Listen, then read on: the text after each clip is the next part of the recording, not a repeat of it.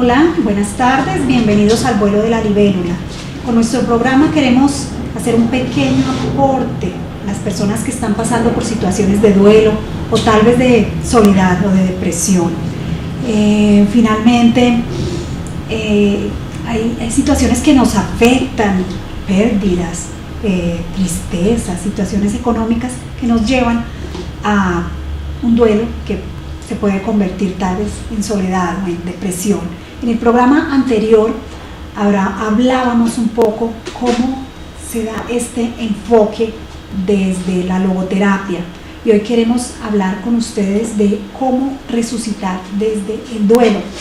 Para abordar este tema nos acompaña Patricia Gracia Cruz. Gracias, Patricia, por acompañarnos en el vuelo de la libélula.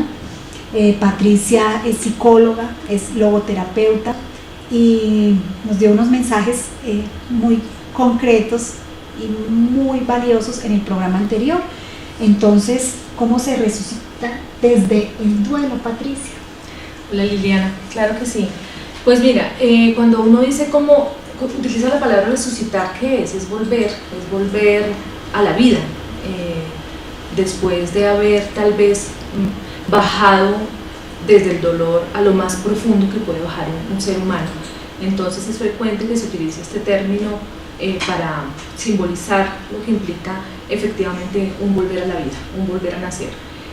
Nadie que vuelve igual después de superar un sufrimiento. Cambiamos esquemas de vida, valoramos definitivamente mucho más lo que tenemos, vivimos el instante así, la vida instante a instante. Creo que tenemos la posibilidad de disfrutarnos hasta el menor de los detalles. Afloran emociones que seguramente nosotros no pensábamos que las teníamos, y posibilidades que teníamos de ayudar al otro, de entregarnos desde el amor y desde la generosidad para el quien nos necesita en algún momento. Entonces, ¿se resucita el duelo? Sí, se resucita. Se puede salir, y se sale con pequeñas actividades que pueden resultar incluso muy cotidianas. ¿Cuáles serían esas actividades que se pueden proponer como para salir del duelo y no entrar a depresión? Que no se vuelva un tema crónico, sí. Lo primero que hace el doliente, entendamos el doliente como la persona que está inmersa en este dolor, es un retiro a la calma. Allí se habla de la soledad del doliente, porque quien pasa por momentos de profundo sufrimiento pueden pensar, y es normal pensar, que nadie siente lo que yo estoy sintiendo. Sí, eso es cierto. No, sí. Tal vez siente su problema como el más grave, y eso lo hemos mencionado en otros programas, en otros espacios, porque decimos, sí, efectivamente, a mi vecino, a mi amigo, a mi familiar le pasó, pero la situación que duele es la mía, ¿cierto? Así es. Efectivamente, sí. Es el problema más difícil. Claro, nadie está pasando por esto, entonces puede suceder que la persona lo que menos necesite a veces son extremadas frases de apoyo, porque las puede incluso sentir poco genuinas, poco auténticas. Puede que a veces la persona se quiera apartar auténticamente, físicamente, de su entorno, y a eso es lo que llamamos nosotros como soledad del doliente. ¿Cómo acompañamos esa soledad? A veces estar ahí, la presencia amorosa, la compañía silenciosa, el abrazo sincero. No hay necesidad de tener frases súper elaboradas ni acudir a libros para poder acompañar desde el alma y desde el corazón. Porque a veces no sabemos qué decir, ¿cierto? Claro, y no tenemos por qué saberlo. A veces lo que me sirve es la voz, la mano amiga que se siente, comparte conmigo una tarde, la persona que me acompaña a ver fotos, la persona que me prepara un plato de comida porque en mi dolor y en mi tristeza no he comido, y uno a veces piensa que todas las necesidades están suplidas, y no, la persona deja de comer, deja de dormir. Entonces el acompañar esa soledad es estar pendiente de esos pequeños síntomas. Además, ese es un primer momento en el que hay que vigilar que la tristeza natural, la angustia normal, no se empiece a convertir en síntomas que requieran de una intervención diferente. Hablo de que esta es una fase también dependiendo de la historia de la persona, de los dolores de esa persona, de lo que tenga por resolver, pues que en la que se corre un riesgo tal vez el más alto de hacer algún tipo de depresión. Y eso es una depresión natural también, y es la que conocemos como una depresión reactiva, la que sucede después de un evento traumático y doloroso. Entonces, quienes estamos acompañando no tenemos por qué ser terapeutas necesariamente, no tenemos que habernos formado en ninguna de estas disciplinas, pero sí tendríamos que estar vigilantes. Un poco limitados, claro, frente a cómo actuar, ¿no? Claro, hay que estar vigilantes de esos síntomas, que se altera el sueño, que se altera la alimentación. Es normal que la persona no tenga ganas de comer, es normal que tenga dificultades para conciliar el sueño. Lo que ya empieza a no ser normal son los periodos prolongados de tiempo o sueño permanente, el abandono absoluto de la persona de sí misma por querer salir a la casa, por aislarse más de lo normal. Si esos síntomas llegan a presentarse, hay que acompañar también a la persona para llevarla a acompañamiento más directo. Así es. Tú me decías hace un momento que a partir de la logoterapia existe como una triada que menciona pues efectivamente la muerte, el sufrimiento y la culpa. Y la culpa, exactamente. ¿Hasta qué punto es, digamos, conveniente cargar con esa culpa? Porque a veces empezamos a hacer reflexiones y a cargarnos de ese por qué no hice, o lo que hice, considero que lo hice mal, mal refiriéndome a que lo había podido hacer de otra manera, ¿cierto? Porque no decimos lo hice de manera inadecuada o era la herramienta que tenía en ese momento. Entonces la culpa nos puede fácilmente llevar a esa soledad, amarrar, y entrar a una situación de pronto más compleja. Claro. En ese primer momento donde la persona se aísla en su calma y en su soledad para pensarse y ni siquiera para entender, porque es que en ese momento la persona todavía no está entendiendo lo que le pasó. Empiezan a aflorar ya en un segundo momento de lo que nosotros llamamos comúnmente como la aceptación de lo que está pasando. Pues esa aceptación viene matizada muy frecuentemente por sentimientos de culpa profundos, culpa intensa. Entonces es normal que la persona que sufre devuelva la situación 1.000 veces, 1.000.000 de veces, y se detenga en cada detalle para determinar en qué tuve la culpa, qué dejé de hacer, cuándo no actué, por qué no le dije ese día que no se fuera de la casa, por qué él tenía que estar ahí y no yo, por qué abordó ese carro, por qué tuvimos que programar las vacaciones, por qué. Esos porqués que son también naturales. Y no porque desde lo negativo. Claro, porque no hacemos como esa evaluación que es una la persona no está preparada todavía para hacer una valoración positiva. El acompañamiento, cuando es como el orden un poco natural.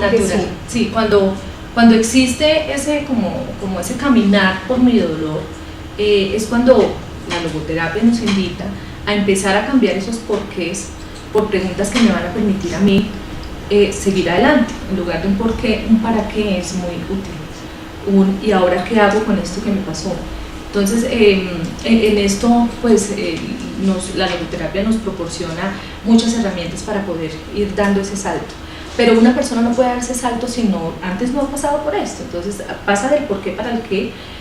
Porque el por qué no me ayuda a resolver nada, el por qué solamente alimenta mi angustia, alimenta mi momento de desespero. Cuando yo ya empiezo a entender el para qué, entonces viene el momento en el que puedo revisar mis culpas, y esas culpas, a la luz también pues de un acompañamiento, me invitan a hacer lo que tenga que hacer, y hay muchas cosas por hacer. Cuando así yo no tenga cuando persona ya con la que yo hago un análisis un poco más objetivo, seguramente viendo la situación un poco. Sí, siempre será posible pedir unas disculpas, como lo decíamos anteriormente. Siempre será posible imaginarme la figura de mi ser amado y poder tener un diálogo con él desde lo profundo de mi corazón y mi alma, conectarme con esa persona y decirle: mira, dejé de hacer esto y quiero expresarte. Igual que en el caso anterior, en el programa anterior que nos mencionaban, se puede escribir una nota o con una fotografía expresarle, o de manera simbólica ir a algún lugar donde se tenía de pronto un encuentro cercano. Estas son realidades que se ven con los ojos del corazón. Esto no se puede ver a la luz de una teoría. es con los ojos del corazón cuando estoy inmersa en esa necesidad, y es cuando digo, ¿qué me va a funcionar? Lo que le funcionó a una persona no necesariamente le funciona a la otra. A una persona le puede funcionar tener la foto de su ser amado y hablar, tener una comunicación auténtica, genuina y bella y muy enriquecedora.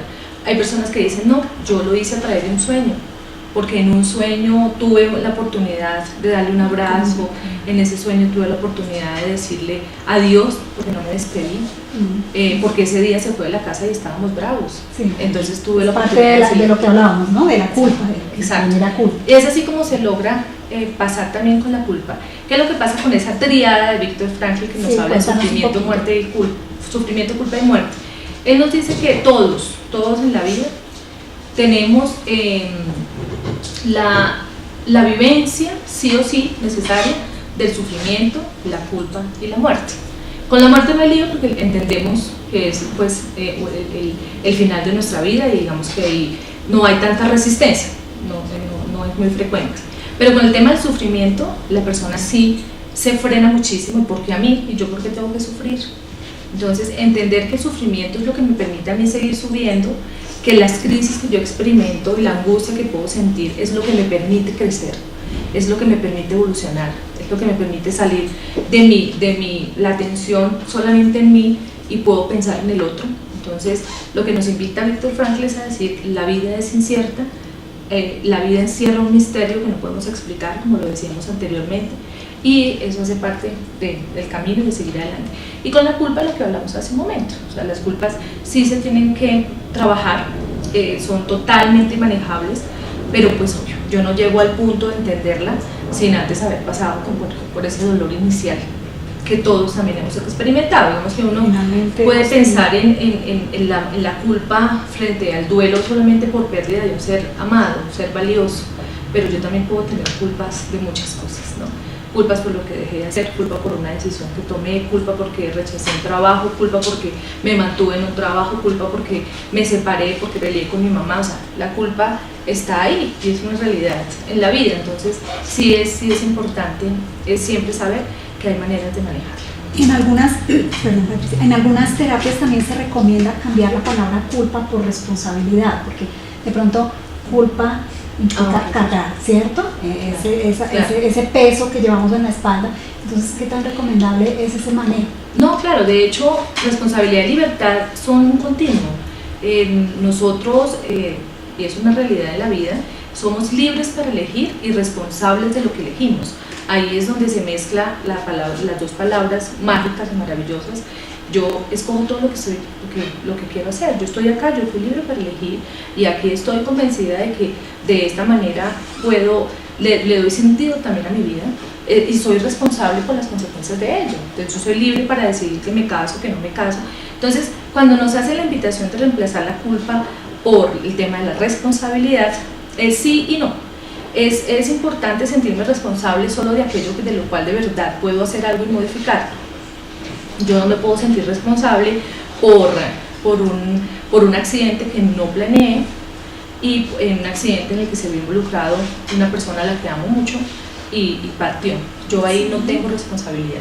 Entonces ahí aplica la palabra culpa, porque es aquello sobre lo cual yo no tengo. Entonces si yo la paso a la responsabilidad, automáticamente voy a decir, entonces fui responsable de no haber parado ese bus, fui responsable de sugerir ese paseo, fui responsable de que mi hijo se enfermara, de que mi madre no pudiera al servicio de urgencias. Entonces ahí es donde el lenguaje, que es poderoso además, empieza a cobrar sentido. La responsabilidad sí hay que utilizarla, la palabra sí, siempre y cuando esté ligada con la libertad. Esas dos son las que deben ir de manera muy cercana. Sí, y desde la logoterapia también se menciona por qué podríamos recomendar vivir para decir adiós. Es una frase que tú me mencionabas, que me gustaría que me la aclararas un poco, porque de pronto me dice para decir adiós, ¿cierto? Yo pienso que vivir para decir adiós es más que una expresión, es un estilo de vida. Cuando yo vivo para decir adiós, vivo en el aquí y en el ahora. Estoy convencida de que lo mejor que tengo en este momento es este mismo instante y que desde allí debo dar gracias, debo reconocer todo lo que tengo, debo dar el amor por mis seres queridos. Vivir para decir adiós es saber que tengo una familia valiosa, no importa si la familia es una persona o dos, también puedo tener tanta amplitud en mi corazón que de pronto hasta me animo a ampliar la familia y entonces acepto a un sobrino que está lejos, a un cuñado que no saludaba, a un vecino que nunca dije buenos días. Vivir para decir adiós es tener el corazón ensanchado siempre para decir aquí estoy, y es que finalmente solo tengo este momento, también para la gratitud. Entonces es un mensaje muy hermoso de quienes han trabajado y hemos trabajado acompañamiento en duelo, y es que finalmente la vida es eso, la vida es este momentico y es lo que tenemos. Más que tenemos en este momento, y así deben suceder las cosas. Y ya para cerrar, Patricia, un mensaje que quieras compartir con las personas que están viendo en este momento nuestro programa. Pues creo que el mensaje es precisamente ese. El ser humano siempre tendrá la posibilidad de elegir y de elegirse frente a cualquier circunstancia. Hay filosofía de vida y estoy convencida de que sí podemos adoptar como filosofía de vida vivir con la gratitud y con el reconocimiento de todo lo que recibo, pero convencida también de que eso no se puede quedar solo en mí, que yo debo saber y tengo la obligación de devolver y de compartir. La vida no se trata solamente de llenar esa cestica con muchas cosas. Si yo la lleno y no la comparto y no la saco, esa existencia que es esa cesta, cuando me llegue mi momento, puede estar muy, muy llena, pero vacía por no haber podido compartir. Entonces, vivir para decir adiós es eso, es estar en el momento, en el aquí, en el ahora, dispuesto siempre a dar lo mejor. Aportar un granito de arena, como lo mencionamos acá en nuestro programa. Y hay unas frases que me llaman la atención, que efectivamente tú mencionas, es cambiar el por qué por un para qué, ¿cierto? Y las crisis nos permiten finalmente crecer, entonces por difíciles que sean, porque por el sufrimiento que de pronto nos va a generar esta situación, siempre hay un valor, siempre hay un crecimiento y una oportunidad de ser mejores seres humanos. Otro tema en el que han coincidido también muchos de nuestros invitados contigo es que démonos la oportunidad de amar a nuestros seres, es decir, a las personas que llamamos nuestros seres queridos, que a veces no les expresamos ese amor, esa gratitud y esa alegría de compartir el aquí y ahora, que es otro de los momentos, de las frases que nos mencionan, de compartir con ellos. Entonces ese compartir pues en diferentes espacios, ¿cierto? Compartir lo que tenemos, compartir una palabra, compartir un espacio, porque realmente es muy valioso. Quiero, para cerrar, compartir un mensaje muy bonito que hoy nos trajo Patricia. Dice: solo quien ha visto las oscuras nubes puede mesurar el azul del cielo. Solo quien ha estado a solas en la orilla aprende a preguntar dónde están los puentes. Solo quien la soledad ha respirado puede deleitarse con la sonora turbulencia del firmamento. Solo quien ha atravesado los silenciosos valles del sufrimiento puede deleitarse con las flores del desierto. Este es un mensaje de Hernán Trau, sí, que nos quiso compartir hoy Patricia. Muchas gracias de nuevo por estar acá, por compartir tu experiencia, tu vivencia con nuestra audiencia. A ustedes, gracias por estar conectados con el vuelo de la libélula. Si tienen dudas, si tienen alguna inquietud, pueden hacerlo a través del correo electrónico vuelibélula@gmail.com. Y les recuerdo, como siempre, para cerrar nuestro programa, que las libélulas vuelan hasta las estrellas y nos traen mensajes luminosos que nos permiten servir a los demás. Gracias por estar con nosotros.